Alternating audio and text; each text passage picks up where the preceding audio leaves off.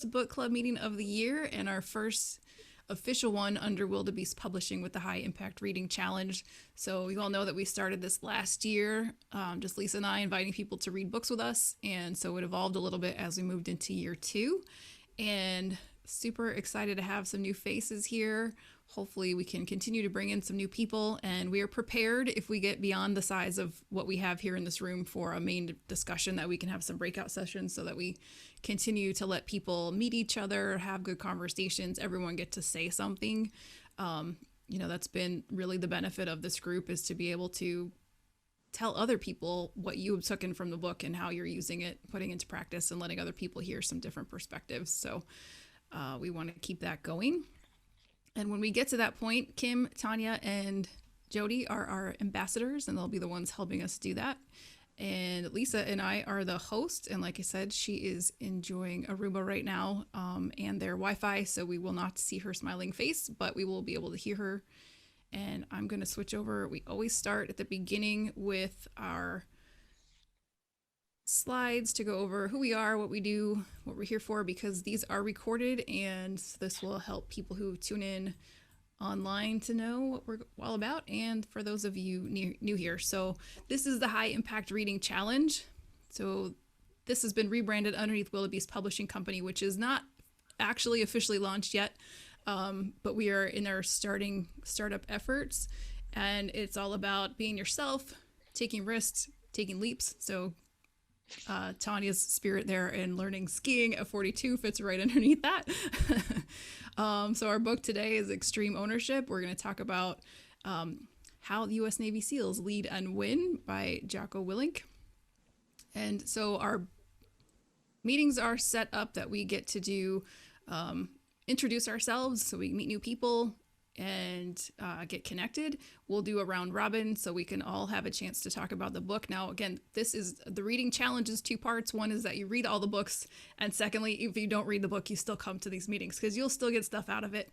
And we want you to contribute. You might have ideas just about the topic itself. And you might decide that you'd like to read the book after hearing other people talk about it, or not read it.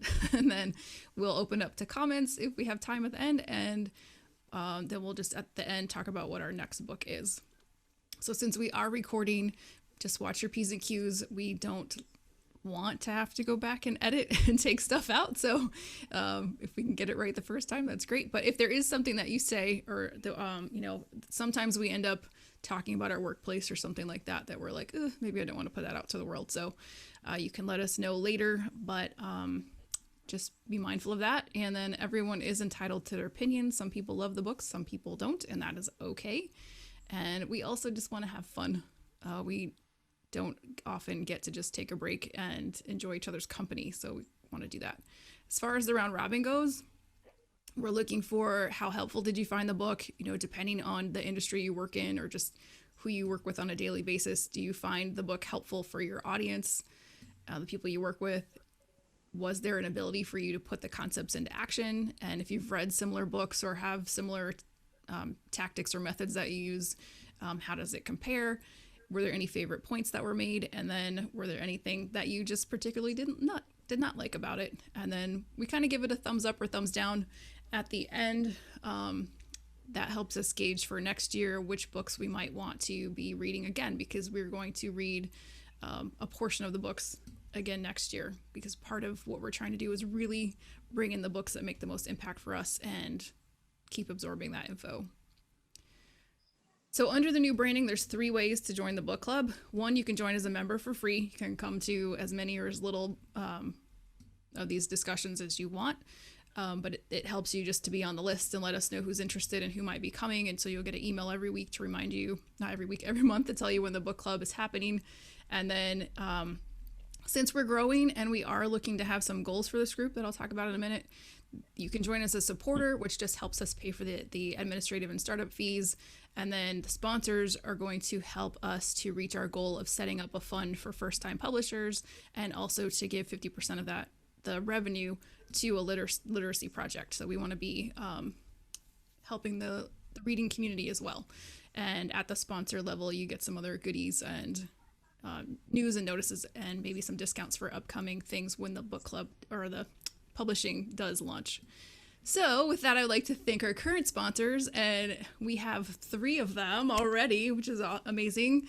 So Tanya with O2 Consulting and Robin McKinney and Jody Hatch, and I will be waiting to get their logos and information to add to here. And then we have a couple of supporters. Super grateful for you as well. And so here's our goal. We're going to be very transparent with this. We're trying to get this over 0. And like I said, split that into our First Time Publishers Fund and the Literacy Foundation. So where we're at now, we're still at a deficit of 230, but we're looking to grow so that we are adding to this fund over here. And we'll keep you updated on that every month. And so our next book is going to be Find Your Why by Simon Sinek, and we'll be save the date for February 25th at noon and for that discussion. So with that, since we have a bunch of new people here, are there any questions about the book club, what we're trying to accomplish, just any questions in general about before Lisa takes over and tells us about this book? Okay, awesome. Not for me. Lisa, you're up. So we go around and do introductions. Oh, yes, thank you. Sure. Moving ahead. Well, My name is Lisa. Sure. I'm Lisa Sears and Aruba, and the book club together was in Aruba last year, same week. So it's kind of fun to realize a whole year has gone by. I would normally have my screen on and bragging about my tan, but my eyes have swollen shut for some reason.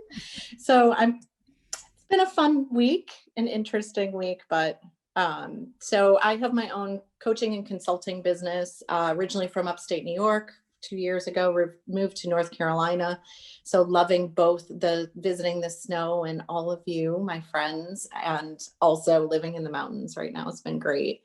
So I see some new faces today, some of which I know, which is super exciting to me. So thank you all for joining. I will go ahead. Laura, did you want to go next? And we'll just kind of hand the baton from there.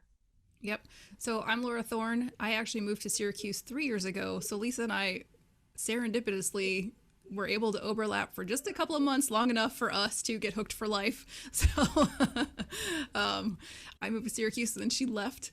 But I'm a business consultant, career coach, and now trying to launch this publishing company. So I'm a creator. I've been talking to another person about, what it is that I do. I like to create stuff. So that's at heart, and love reading these books and just talking about them. I was an avid reader and then pouring things in my brain and then just forgetting it immediately the next day when you move on to the next book. So this has been really helpful just in being able to absorb what you learn and then put stuff into action, which is what we're really looking for. So I'm going to turn it over now to our ambassadors to introduce themselves. And Kim, you can start.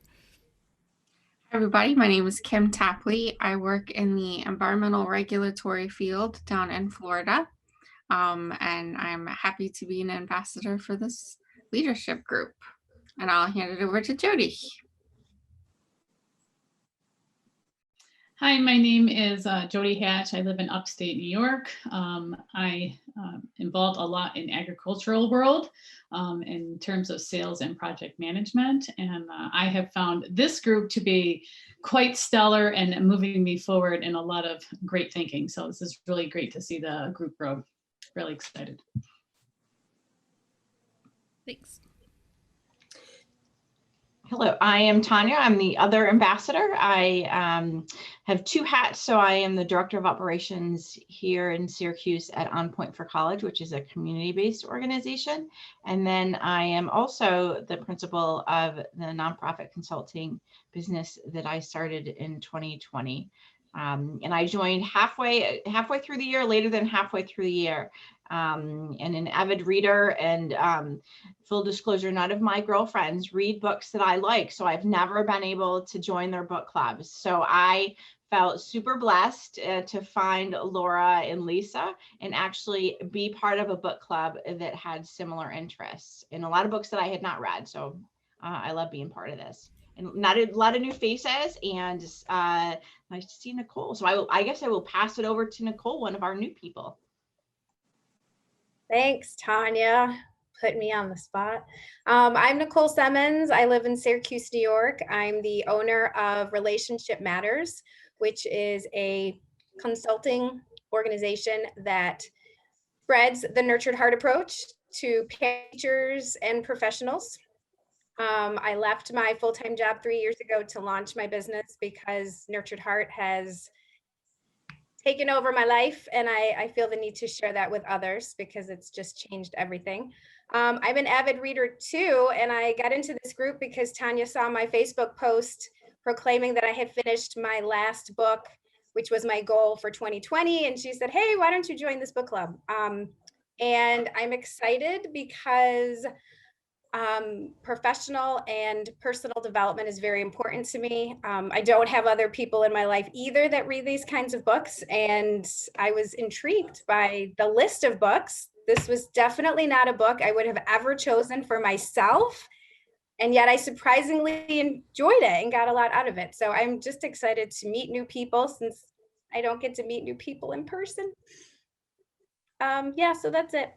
Thank you. I'll pass it on to Jennifer. Hi, my name's Jennifer Daly. I work for Gateway Consulting and Coaching. I am their systems and process person. Work with companies going from farms to financial advisors, all the way to, I actually am working with a company, Skin to Soul, it's just very interesting work. I like dealing with a lot of people. I love this group. And I can't wait to hear everybody's opinions about this book because I really enjoyed it again. I'll hand it off to Barry. How did I know you were going to pick me? Aside from being disappointed that Jen is not in a St. Pauli's girl outfit, which was actually the first time I ever met her. She was on a Zoom in a St. Pauli's girl costume, and it to this day warms my heart whenever I think about it. So I'm both disappointed in that, but excited to be here. My name is Barry Prianto. I work for an insurance brokerage firm in upstate New York, in Rochester, New York. I got connected with or heard about this book club through Lisa, who is doing some work with CAFL starting in 2020. And I'm an avid reader, and all the book clubs that I've ever been in have surrounded with mostly we drink and sometimes we read. So this is really nice to actually have something during the day where I'll make sure that I'm, fully with it and have read the books. So aside from wanting to join the military after reading that book, I thoroughly enjoyed it. And I do now listen to Jocko's podcast on like a daily basis. So I'm just excited to be here. Nice to meet all of you virtually. I will hand this off to Eric. Hey, everybody. My name's Eric Eveland. I am an insurance specialist with CAFL as well. I work with Barry, and I've had the luxury of working actually with Lisa. Lisa is part of our organization at this point in time, helping us grow. And she had mentioned this group on a couple of occasions that I should join you guys, check it out, see what's going on. I thought it'd be interesting. My girlfriend was definitely a big proponent of it. I'm also a mountaineer. I love to go out, climb mountains in the winter. It's a big thing I like to do. And I like to read a lot about the books. And she always picks on me because the books that I read are always the same mountain, just a different guy. So it's always Everest or K2, and she's like, you got to expand your brain a little bit into some better reading material. So I thought this was a perfect opportunity to start reading something that was maybe professionally developmental for me versus just, history. And so I was really excited about it. So I'm excited to be part of the group and read this. And I like the book. The book was good, so I'm excited to talk about it as well. I'm going to pass it on to, I feel like I know her, Jerry Nolan. Maybe I think she's up in Buffalo. I am. Thank you, Eric. Yeah. Paths crossed years ago. Good to see you. Thank you. I am super excited to be here. I have met maybe a little more than half of you virtually. And I think I met Eric in person, and I have known Lisa for a long, long time. And I am also very, very thankful to be here. I have never been in a book club. I've always wanted to, and I got hooked on, I think I'm probably for sure the senior of the group here. Pretty sure none of you have 12 grandchildren like I do, right? No. Okay. So I still want to like self-develop for long, long time. Lifetime learner, lifetime teacher, love reading. And about 2.5 years ago, I read a book that kind of like just changed everything. And it's called The Miracle Morning. It's just a morning routine, but it's just super positive. And one of the things that they talk about is reading to better yourself every single day. So I had been doing it, but I was struggling with what I was going to read, when I was going to read. I really didn't put any, deadlines on myself. So I, started seeing this, last year, and I'm like, ooh. And then when it was like fresh start 2021, I looked at the books, I'm like, I can do this. So I started late and I got to page 225 and I love the book, and I definitely used a bunch of it already. So I'm happy and excited and thankful. And I believe, is Christina the only one left? Yes, I'll pass it to you. Hello, everyone. Thank you. Wow, what a great group of people. So I work at a vertically integrated agricultural company in Union Springs, New York. My title is Solutions Manager, which is very broad on purpose. And Lisa and Jody and they're the kind of Gateway consulting team has come in to help us. Jen was there a little bit too a while ago, miss you. And Lisa told me about the group, and I'm also a person that likes to learn and grow and always learn new things and get new perspectives on things. So I thought it would be a great group to join, and I really have enjoyed the book as well. So thank you. Awesome. Thanks, everyone. Thanks, everyone. It's awesome to meet you all. Lisa, these are all your friends. So welcome to Lisa's book club. It's great.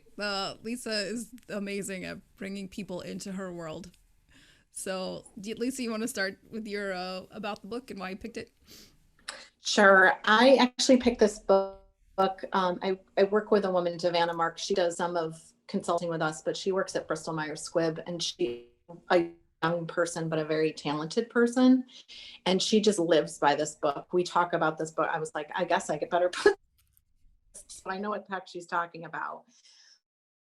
I read the book. It clicked with all the things that she was saying. I think for me, the book, there's nothing new or nothing like I think about what we do in consulting. I have a Gateway team, brass rings team, and now I work primarily with AFL, and these are all foundational things that Jocko and Leif go through. And what I loved about the book, it reminded me of Turn That Ship Around. That was a book we read last year about the submarine captain. I think when you put these things in life and death situations, I think you're forced to kind of practice these things. And I loved the comparing how they did that in the field versus what they did in the business kind of engagement, because I think a lot of us know these things, have learned these things through the years, and we kind of make excuses sometimes. And I've gone in and we've worked with, as a consultant, I've worked with, and there's always this like, they have choice whether they want to do some of these things or not. So when you put it into these life and death situations, that choice goes away, and you really get to see positive outcomes when they follow all of these like foundational things. So I thought that was really interesting. I think for me, I'm going to push people a little bit more because of this book. I'm going to really tell them that, really urge that this, sometimes it doesn't feel like life or death, but it's people we're working with. And some of these things that are hard to do are so important to do. So I think that was one of that although nothing new, there's a new urgency for me in my own practice. And the other observation I would say is that, oh, I lost my train of thought because I can't see all of you. No, I'm just kidding. I think on the big picture kind of things. Oh, I remember what it was. Sorry. I actually started to test myself when they went through like what they would do. Before I figured out what they would say to the consultant, I started to test myself, and I was telling Davana this. And some of the things that the people were like, oh my gosh, you're really going to do that, were some of the, like, firing both people on that when they were both was my go-to. And I thought, gosh, I've worked at other places where I didn't trust my gut and my heart and some of the foundational things that I knew. And so for me, kind of testing myself to see kind of what would Jocko do, was a really fun exercise. And I realized that we all are really strong leaders, like everyone on this call. I know everyone really, other than Nicole, I can't wait to get to know you better. But I think we have good guts, and we need to go with those things and really rely on some of the things that we know so well, and not have other people tell us that. I've been in cultures where it's like, nah, like that doesn't make sense because it was something hard. So doing the hard thing, this is a great reminder that it's really important to do the hard things sometimes. So that's kind of, I loved the book. I'm going to Turn That Ship Around again. It inspired me to think about that. I love a more, also, I think we've been kind of primarily women in this group, and we've been looking for some men to get some different perspectives. We like Eric. I love you for showing up for me today. Thank you. But it's also, this type of book is a very different approach from what a traditional women in business might be. So I loved that aspect of it too. So that was kind of my feedback. Laura, do we want to just go round robin like we usually do? Yeah, I think that was a really good intro. And I actually think maybe if Eric doesn't mind, we just lead with you. New person, new male perspective. Maybe someone watching on YouTube says, oh, I can join this group. It's okay if I'm a man and I want to join. Sure. I did decide to join a little late, so I didn't finish the full book. I'm on page like 300, 350, somewhere in that range. But, I tell you what, this was an incredible book. I liked a lot about it. And, I do a little bit of work with Lisa, as you guys know. And, one of the things with my practice is the leadership part of that. And, I do have a team of people that I surround myself with to help me manage my day-to-day. And, up to this point, it's been kind of strange. It's almost like I've kind of looked at everything around me thinking that things should kind of fall into place. And what this book has put into perspective for me is that you have to take, the bull by the horns, so to speak, and make it work for you. And I really, I like it in there where I think it's like right in the first couple chapters, it talks about placing blame, right? And who's the one to blame for your situations. And really, you got to look at yourself and say, well, technically, you're the reason why everything's bad. I mean, what have you done to make things different for yourself? So in my role, I've been fortunate enough to be able to put some of this stuff into practice, right? To look at myself and say, hey, this is something that you should be doing for you, right? You have to go out there and make that difference. And I've implemented a couple of strategies. One of them specifically was, and I just finished this one, was keeping it simple, right? It was about the guys who went out and he was the new up and coming lieutenant. And he wanted to go into the battle zone and go down this crazy route. And he's like, you know what, maybe you should just draw it back and let's just think about little steps. And he, of course, runs into his problem. Well, I did that, and I simplified a part of my job for one of my teammates here that supports me. And since then, I've seen a stark difference between what he was able to do prior to and what he does now. So, I mean, I take these examples and it almost seems like chapter to chapter, I have something new to do every day to try to implement. And I just always thought it was great, really great, fun stories, right, about wartime, which is, always intriguing to me. But then again, going the flip side of it and showing it in a business setting and how it relates is tremendous. I thought they did a really good job with it. So that's where I'm at right now. I don't know if I was supposed to add anything additional to this. No, that's Nope. great, Eric. Awesome. Can I share? Because I might have a contrarian view. So I made the mistake of watching the TED Talk first. And so I heard sort of like Brene Brown, I hear in my voice when I read her, and I love that. I heard Jocko in my head, and the excessive amount of testosterone, I think, actually influenced my really getting into the book, to be quite honest. And so that was a mistake I made. So I need to know not to do that anymore, because I need to see the text for what it is. And this is why I don't listen to audiobooks. The content, like Lisa said, a lot of it was sort of aligned with some of the stuff that we've read before, even that like the commander's intent. And so having that reinforcement of, your team knowing the why. I love the concept of extreme ownership. The stories, although I couldn't really relate, and there were probably too many stories for me, I see how this book could really be of benefit. Like Lisa talked about, some of the concepts we've seen in other books, but I'm a big believer that you can say the same thing different ways, and people hear it differently. And I thought there is a solid audience for this. I know someone who loves Jocko and loves the book and is applying it. I'm probably more like a Kuzis and Posner, like leadership challenge, where there's less edges, whereas there's some edges around this. And so I did like the content. I think that was probably my one challenge that I had getting through it, is I could hear him in my head, and that it wasn't a positive. So Thanks, Tanya. You and I have similar.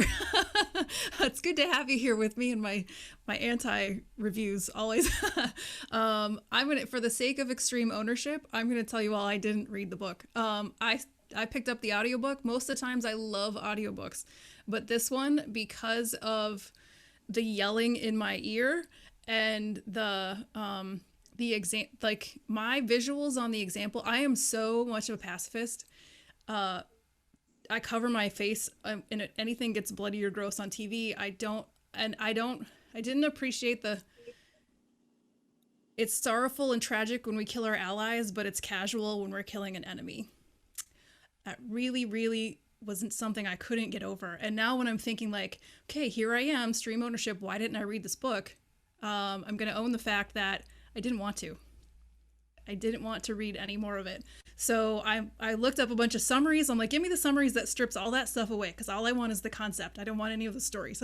So that's me. But I think, Kim had some really good points, because her and I talked about this for a minute. If you want to jump in, Kim, with your takeaways, because I think the things that you were saying are a good follow-up to Tanya's points. I was just saying that when I read the battlefield portion, at first I had anxiety, because when I read it, I put myself in that world. So the description of the battlefield, and that's just something I'm not used to, I had anxiety. But when you go further into the book and you realize how much they like it, they enjoy it. I'm not going to say it's a video game, because it's totally not a video game. It's real life. It's dangerous, but you had stories of different soldiers who actually wanted to be there, to be part of that fight. And so I thought, well, maybe, it just takes a certain person to want to be able to do that. And then I thought of myself and my profession. And there's a ton of people that don't want to be in the swamps with me, and they get anxiety thinking they're going to come across a moccasin or an alligator. And I love that stuff. So it kind of put it into perspective. I did like the book. I got a lot of great points that I'm even discussing with my staff.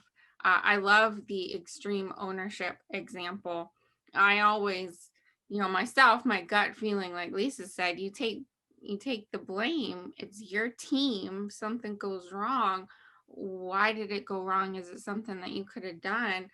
And I see that a lot in different areas, not where I work, but people who work with us, applicants, that sort of thing. They have different departments that don't talk to each other.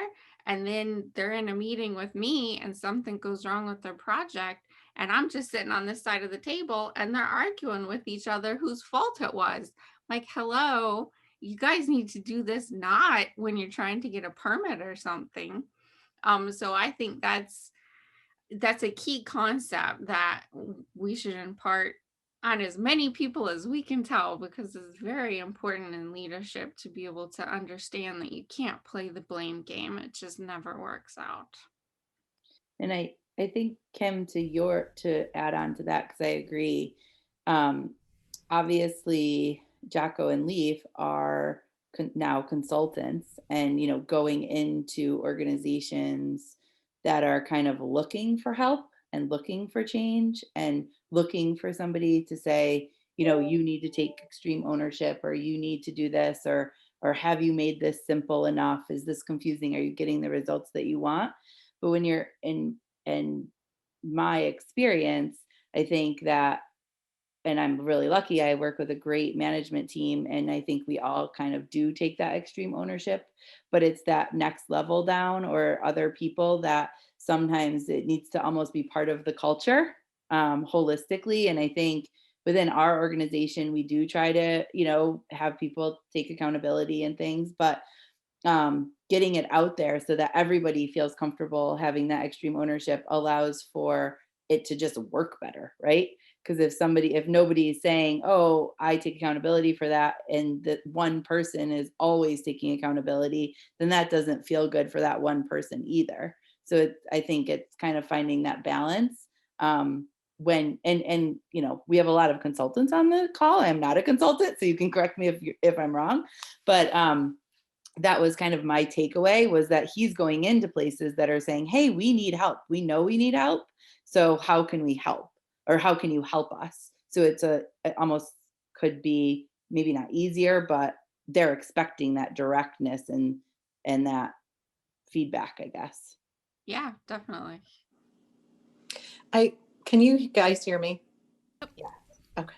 So I actually saw the TED Talk come up in the feed. And so I wanted to get my husband to read this book, and he watched the TED Talk and said, no, thank you.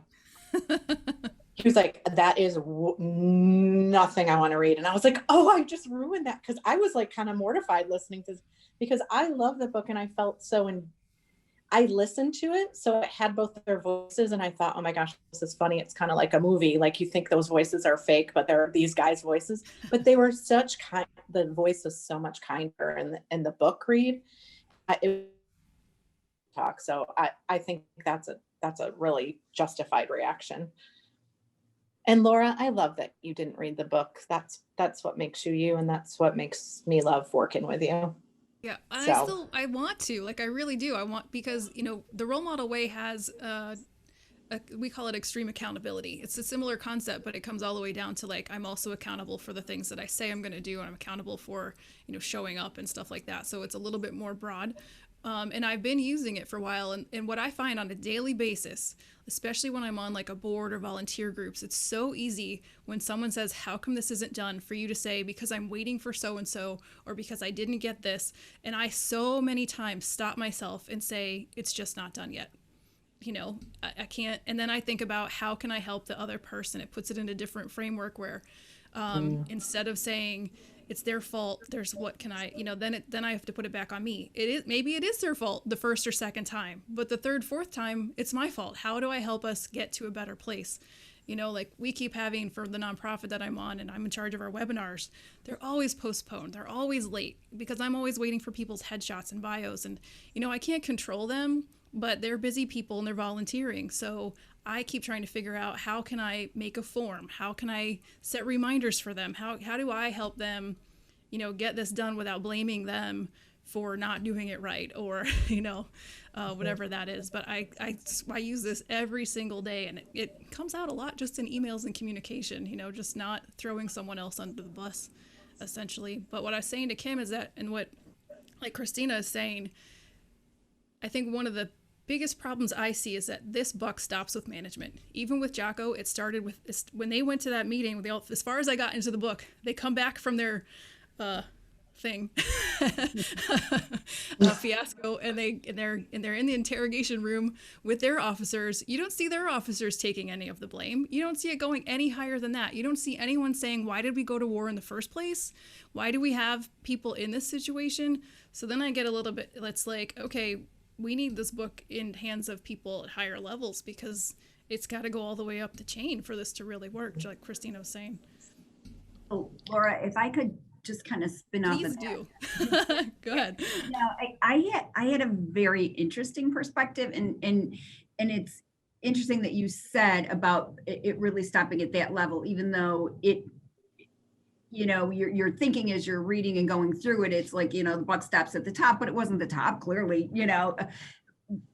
But so what I took away from that is that it's a personal choice. And so I took away that even though there's other people that are responsible for things that, you know, come down to me, I have no control over them. So I'm choosing that I'm the one that the extreme ownership needs to end with, you know, or start with me. So I kind of looked at it, you know, from a couple of different, interestingly enough, while I was waiting for the book to be delivered, I had a situation that was probably one of the most stressful in my entire career, and nobody else would probably comprehend it, except that I had a friend who was a close friend who had done some particular business with me, and she was, so I'm a financial planner. I didn't get to tell any of that, but the bottom line is that she was a good friend, and she had trusted me for 25 years and referred business and blah, blah, blah. And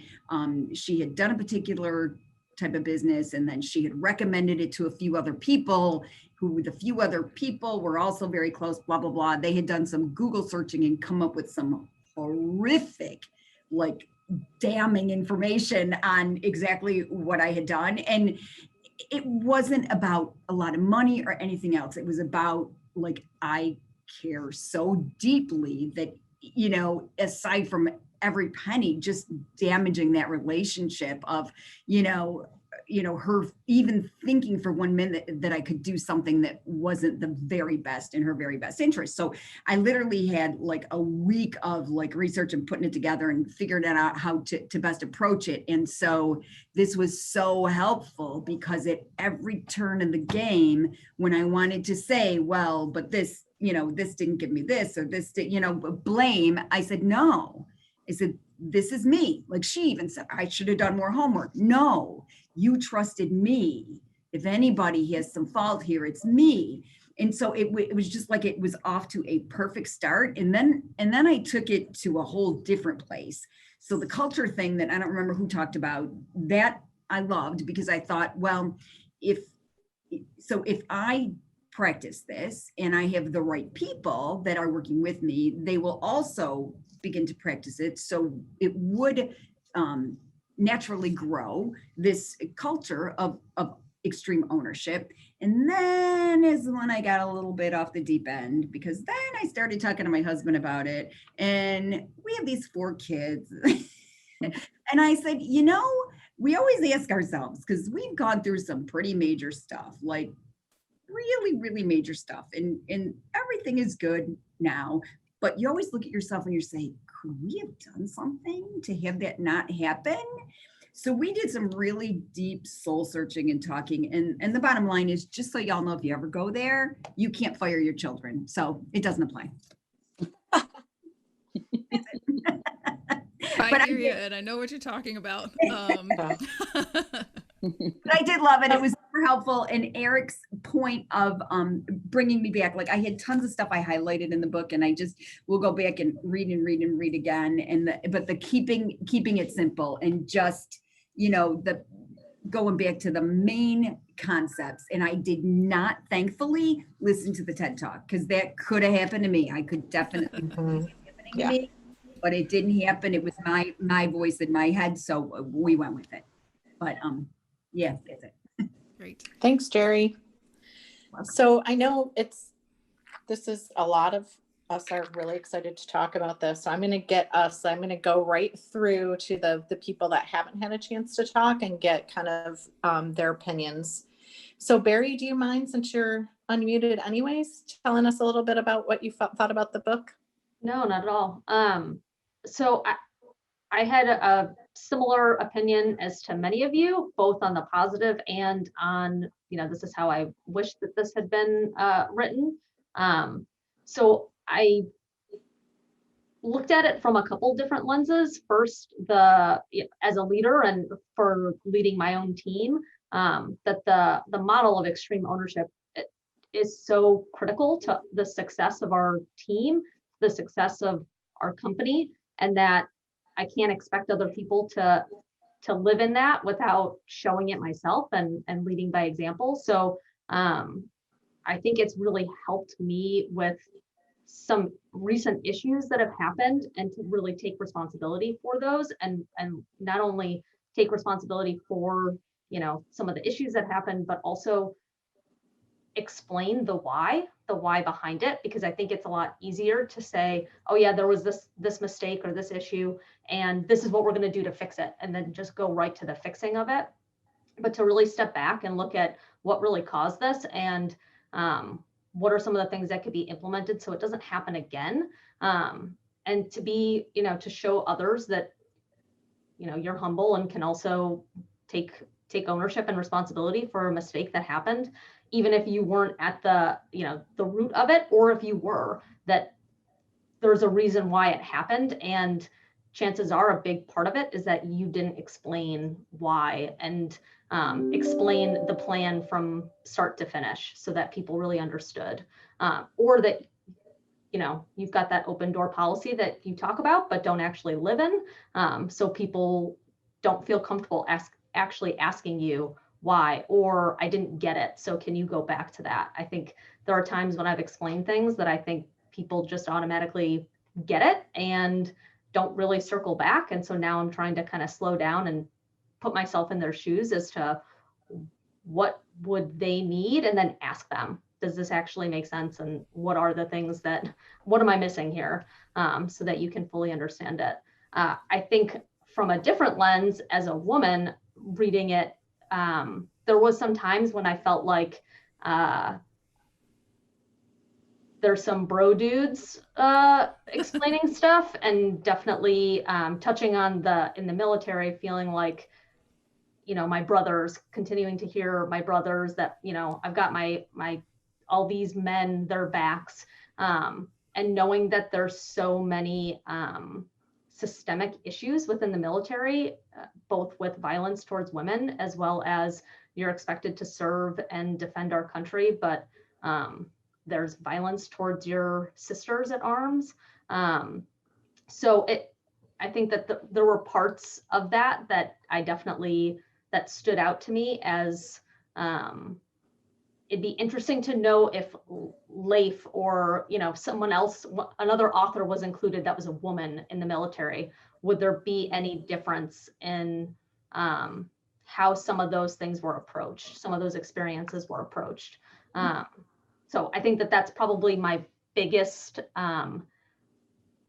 thumbs down about the book, is that I loved the message, and I thought that a lot of the examples were really powerful. Sometimes I had to be like, oh, wasn't quite ready for that, but okay, that's where we're going to go with it. But that I didn't love that it was very much so male dominated and about protecting my other men. So that was probably my only thumbs down for it. Excellent. Barry. That's what I love about this. Another wonderful, different perspective. How about Nicole? Let's get one of the new members to her. Thanks, Lisa. Oh my gosh, I have so many thoughts listening to you all. Laura, I just want to honor the heck out of you for your extreme ownership and saying you didn't read the book, because you just, I think, give permission for us to show up however we show up, whether we read it or read parts of it or didn't. So I just want to honor you for that. I got the book late, and I am one of those people that, okay, book club is on this day, I have to get it read. So I divided the number of pages by the number of days, gave myself a cushion. And I was like, go, go, go. So yesterday I finished it. I was like, woohoo, I did it. It's funny what you guys brought up about the TED Talk, because it came up in my feed too. And I started to watch it, and I probably watched a minute and a half, and I'm like, whoop, nope, I gotta shut this down. It was too much. My struggle with the book was just how many stories there were, involving the military. That's not my, that doesn't usually capture my attention. I don't like war. I don't like violence. I certainly appreciate the military and what they do for our country, but it was a lot to keep reading about, like some people have already said, the casual killing of people, and some of that was hard to take. But I kept reading because I did very much appreciate the concepts that he was sharing with us. And I certainly loved how he brought it to the real world, to the business world, to, in ways that I could take it in and say, okay, how could I apply this? Right now, I don't have any employees yet, so it's just me. So as far as like taking this information and figuring out how can I use this with my employees, well, I don't have any employees yet. But I did used to run a residential program for young adults, and I had a team. So reading this allowed me to do some reflection of my past leadership and like, okay, how could I have done that differently? What would I have done differently? This is, so I appreciate that. And then I kind of looked at it from another lens. I was reading the concepts and thinking about my marriage, and also thinking about my parenting, and how I could apply these concepts to both of those aspects. Sometimes I think I overwhelm my husband because I'm an extrovert and I use a lot of words, and the nurtured heart approach is an approach that really focuses a lot on honoring and recognizing people with lots of words. And so sometimes I overwhelm him. And when I was reading the part about simple, I was like, okay, I got this. Like, all right, I can send him a text and just be like, boom, bam, bam, done. And that'll be okay. So, and then just when I heard you guys talking, I wrote down parenting, because I was thinking, okay, I am the leader of my household. I have 2 kids, a tween and a teen, and I very much value my role as a mom. And so some of these concepts really, I'm interested to try to implement them, the up and down the chain concepts, rather than me being, I'm the one and only, and you don't have a say. So yeah, I just had a lot of thoughts. I would give it can I give it a sideways thumb? Oh, absolutely. It's definitely not a thumbs down. I definitely highlighted stuff. And I definitely appreciated the extreme ownership. I'm all about that. I think I try to teach that to my kids pretty regularly. I hate the blame game. Like, I really hate it. It triggers me. I get like all kinds of ugly when the blame game starts happening, whether it's politics or just within our house. Who did this? Who did that? So this book's going to help me reset to extreme ownership with myself, but also so I can share it with others. So sorry if I rambled. I was like kind of. No, you're great. So Nicole, you're now in a book club that you can give it a thumbs up, a thumbs down, a medium, or a middle finger. Oh, cool. Just do it under your desk. Part of the P's and Q's. Don't listen to me, Nicole. If I was ever giving it one of those, I would be like really discreet and kind of like my nose, but no, it's just gonna get a thumbs, side thumbs. Thanks, Nicole. How about you, Jody? All right, I am going to agree with you that some of the stories were just a little bit long for me. I like it to keep it simple. So it could have been like, keep it simple, don't do this. But I do feel like the stories, they needed to be there. And I think the reason the stories were so in depth and so intense is to help you understand how very important it was for them in a life or death situation to be able to make decisions and know that, yeah, they had the other guy's back, because it's life or death. And I want to make sure that that guy understands it if I got to go out there and do what I got to do, and he's got to do what he's got to do. So I think it was meant to be intense on purpose. So we could, we don't, like, at Lisa's point, we're not living in life and death in the same realm that they're doing it in that particular job set, right? You know, so I think the way that it was structured was intentional for you to understand how important their decision making had to be. In terms of application, this may be one of the books I have written in and highlighted and tagged the pages, probably more so than any other book in quite some time, honestly. There's a lot of good information here when you take out all of the stories. So the application to apply, Can I borrow your highlighted copy when you're done? I better check the words next to it Just skip past for it. writing people's names. You know, one of the, don't you laugh at me, Lisa. And it's been, and I've had one of those days today where a lot of this was applicable, and I needed to just keep my mouth quiet for a bit and understand procedurally what was happening and what was not happening, because simplicity, or because directions weren't clear, or because somebody else didn't understand. But I think my favorite quote was on page 84. It said, "Not knowing the why prohibits you from believing in the mission." And if you have people on your team, and I don't care if you only lead yourself and you don't employ other people, if you do not know why you're doing something, mission fail, right? You're just going through the motions. So that really stuck out to me as something that you need to keep in mind as you're doing. I do a lot of project management, and I work with a lot of different kinds of people, in a lot of different situations. And if they're not clear when you come in and like, we got to do it this way, and they don't understand why you're doing it, it doesn't have the same application for them when they're bringing it to the table, so to speak. So I thought that was interesting. And also the application on page 207, the leader's checklist. It's so funny. My sister is in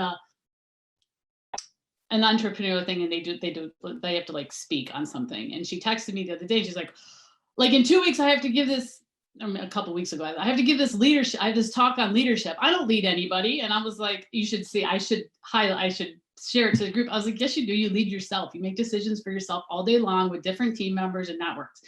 And it was so funny because when I read this checklist, I had already given her like the same outline. I was like, oh, yay, me. And I hadn't read the book yet. So that was really fun. The concept of leading up the chain. If you do not have a good leader, or you have somebody who doesn't make decisions, I found this is really important to acknowledge, as well as also acknowledge how hard it is to be able to function when you don't have a leader who is following extreme ownership. So I thought that was quite insightful. So I give it a thumbs up in terms of content and being able to apply concepts to it. I get that it's a little bit weedy. I did skip over several paragraphs when it was in story mode, just because I wanted to get to the content, but I enjoyed it. And now, just because you all didn't like it, I'm going to have to go watch the TED Talk. just see what's there. So, there's got a lot of good stuff in it. I enjoyed it. Great. Thanks, Jody. I think we've got Christina Bryant joined our call mid. Christina, did you want to share with the group? I know you're new to the group too, so I don't want to put you on the spot. It's all good. I've actually started with you guys last year and probably came to maybe one meeting. Let's go ahead and own that. But nice. I didn't get to read the book. I actually sent Laura a message and said, I'm going to try and come back, make it a commitment to come to the meetings, no matter if I read the book or if I don't. And I will say that from listening to the conversations, I have a half and half feel. The stories sound like they're really graphic, and I'm like, I don't think I want to read that. So I was like, I think I'm going to find the summary version. But it's the whole idea of being able to, I think the concept somebody mentioned was leading up the chain. Sometimes that's important. And then the clear direction. I can say, not necessarily from this, but other takeaways that I've had as being the manager, I have been witness to, if you don't give someone clear direction and then you have expectations of they got what's in your mind, but that didn't come across, it doesn't go well. So you have to own that. And that's been one thing that I can say is a good takeaway just in general, is trying to be sure you're clear on whatever it is that you're trying to get other people or convey to folks your thoughts. So, but it's nice to be back, and it's nice to be able to share in the group. And I will have the book read for next time. I've already started it with my Oh, why. good. It's so good to see you, Christina. Perfect segue.